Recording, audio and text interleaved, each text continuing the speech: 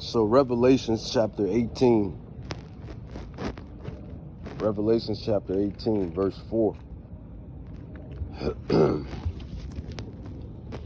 Revelations chapter 18, verse 4. Verse 4. It says, I heard another voice from heaven saying, come up out of her, my people. That's to you Israelites, the elect, the election, the citizens, 1/3, and the 144,000 government body that's going to reign with Hamashiach Yahushai. It says, I heard another voice from heaven saying, come up out of her, my people, that you be not partakers of her sins, and that you receive not of her plagues. For her sins have reached into heaven, and Yahweh has remembered her iniquities. Remember what is said in prophet Jeremiah, that Babylon has been a golden cup in Yahweh's hand. It says, for her sins have reached into heaven, and Yahweh has remembered her iniquities. And therefore shall her plagues come in one day, death, mourning, famine. And she should be utterly burned, fire.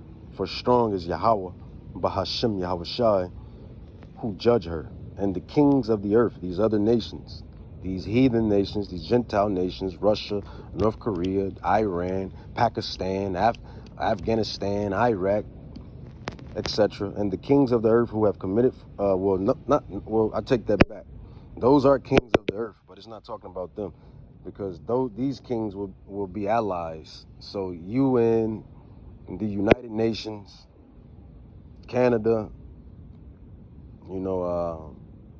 Saudi Arabia, all of the friends of America. It says, and the kings of the earth who have committed fornication and lived deliciously with her shall bewail her and lament for her when they shall see the smoke of her burning. It says, standing afar off for the fear of her torment, saying, alas, that great city Babylon. Remember, that was the old Babylon. That was old Babylon. This is the great city Babylon. This is the great Babylon.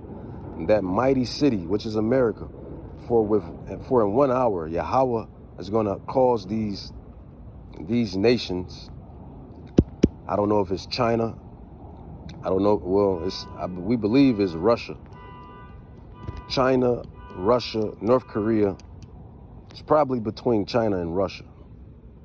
China and Russia. It says, alas, the great city Babylon, that mighty city, for in 1 hour is thy judgment come. They're going to destroy this place in 1 hour. Either Russia, China, Iran, or whoever, if they send all of the ballistic missiles here, or the nukes here, however it's going to play out. But in 1 hour is that great city Babylon destroyed. So that's what's going down right now. That's what's at the table. We're literally on the brink of World War III. We're literally on the brink of World War III. The gloves are off. You have the 1948ers being bombarded by Iran. Iran is, and I see on X, I see on Twitter, posts are just coming in. They're bombing 1948. They're bombing that place like it's nobody's business. They're sending those missiles back to back, man. The Drake song, right? Back to back. It's back to back. It was a hospital, supposedly. It was a church, supposedly. It was some diamond district, supposedly. It was other regions within that country as well. So it's happening right before your eyes. And like I said, man, they fed these soldiers, the United States soldiers. They gave them a good dinner before deployment, a deployment dinner of lobster and steak and et cetera, et cetera, et cetera. So, they're getting fed good. This can only mean war. War, war, war. And this is what the Bible predicts. The Bible prophesied or has prophesied war. Not any war, but World War III. Now we're literally on the brink of World War III. This is the beginning of World War III. You have the ships that just went out. You have the deployments that went out.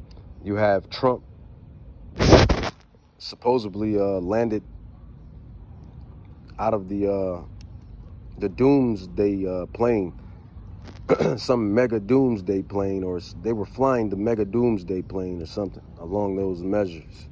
So you got that going on. You got all of these fighter jets coming out.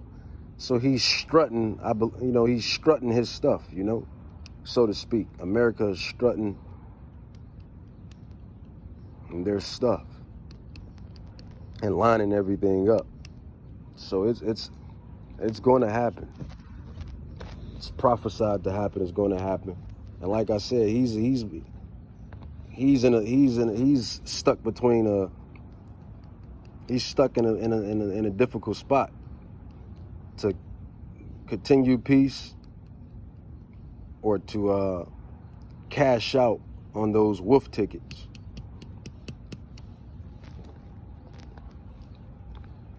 Because even if even if America,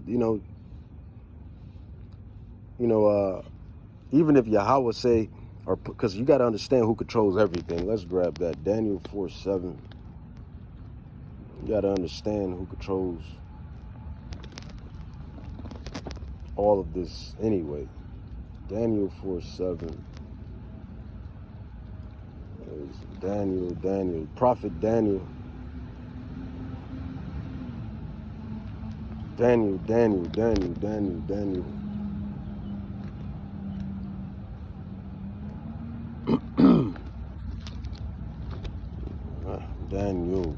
where is Daniel?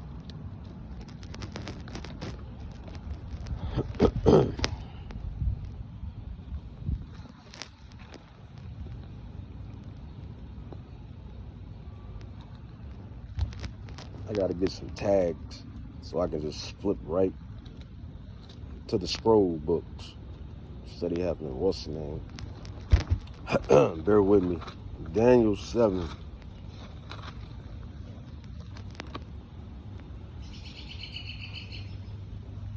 Daniel 4:7. Daniel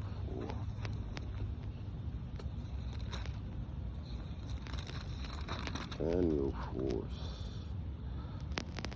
Yeah, Daniel 4:17. So you gotta understand who controls everything. Who's the master chess player? Yahweh is the master chess player. Daniel 4:17. It says, That's going into Nebuchadnezzar. I don't want verse 16. I want verse 17. Daniel 4:17. It says, this matter is by the decree of the watchers and the demand by the word of the holy ones, to the intent that the living may know that Yahweh rules. Yahweh rules in the kingdoms of men and gives it to whomsoever he will and sets up over it the basis of men. And right now, that was that was the base of men. When you go read Daniel chapter 4 contextually, it was talking about Nebuchadnezzar and how Yahweh brought him down as a beast, as a literal caveman. But in all actuality, we literally have a literal caveman or cavemen or cave nation ruling the ruling right now. Esau. They dwelleth in the clefts of the rocks. They dwelled in Mount Seir. They dwelled in Edom. They dwelled in Petra Jordan. So isn't that crazy how that coincides like that? But I digress. Mount Petra Jordan, Bozrah, Mount Seir, Esau, Edom, Esau, Mount Seir, Petra Jordan, and Bozrah. Literal cavemen. I mean, they're called Caucasians. They're not called Caucasians just to be called Caucasians. The Caucasus Mountains, the bases of men. Yahweh has given his kingdom to the bases of men. So it's like a pun intended, a double, maybe a double entendre. Maybe not. King Nebuchadnezzar, the kingdom is given to the bases of men: Esau, Edom, Mount Seir, Petra-Jordan, Caucasus Mountains. The Geico commercial. What was the Geico commercial? So easy that a caveman can do it. And the bases of men, but I'm digressing, man. I'm digressing. So he's stuck between he's in a hard place, man, because Iran is going to push for it, and you know, North Korea and Russia and China, they all going to push for it. This is the time of the heathen being fulfilled. So Yahweh runs the show, and he's going to put it in the back, put the battery in the back of whomever Yahweh is going to put the battery in the back of whomever Yahweh wants to carry out whatever he wants them to carry out. That's just what it is. I'll end it with Revelations 11. Revelations 11:14. It says, the second woe, destruction, is past, and behold, the third destruction, the third woe, comes quickly. And that's what you're seeing on the horizon. That's what you see on the table. Revelations 11:14, again, it says, the second destruction is past, the second woe is past, and behold, the third destruction, the third woe, comes quickly. Iran, Israel, and possibly, well, it's not even a possibility. I mean, it's rumored all over the internet, it's rumored everywhere that America will infiltrate Iran to stop nuclear production, or to eradicate the nuclear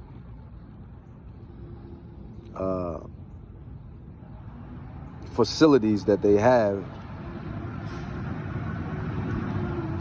either in the mountains or either underground.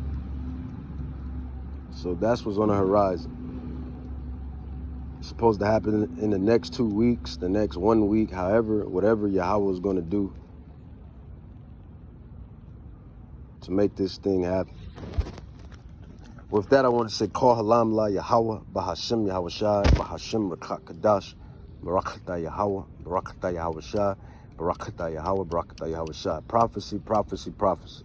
It's just prophecy, prophecy, prophecy, prophecy. Prophetic times, prophecy, prophecies jumping off the page, prophecies everywhere, on every side. Habakkuk 2 and 3. The vision is yet for an appointed time, but at the end it shall speak. The very fact that the Israelites are awoken, the very fact that the gospel is going out, the true gospel, the very fact that everything is being uncovered, Luke 12:2, the very fact that there's wars, rumors of wars, the very fact that there's even a war over there in Israel. When the prophecy states that when Israel returns, there will be no war, that's prophetic. Everything is just prophetic right now. Everything is just prophecy right now. Salak. Kol Halam La Yahweh, Bahashem Yahweh Shai.